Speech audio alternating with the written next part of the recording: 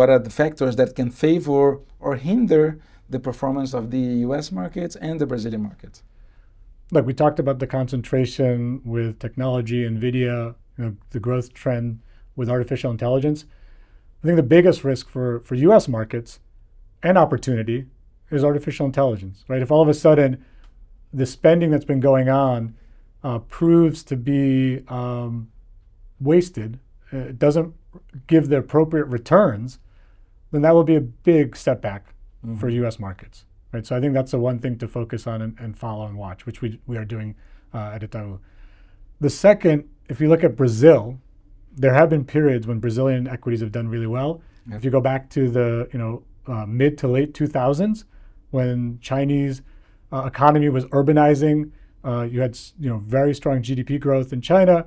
Brazil itself was also growing at a pretty rapid pace, and that caused markets in Brazil to perform really well. Mm-hmm. So if we have a repeat of that type of a window, that could help the Brazilian market. Also, if you look at other maybe similar countries to Brazil, India in the last decade has become a really good market in terms of equity price performance. And so if Brazil is able to maybe take some of those changes that maybe are going on in India, that could be a recipe for success for Brazil as well.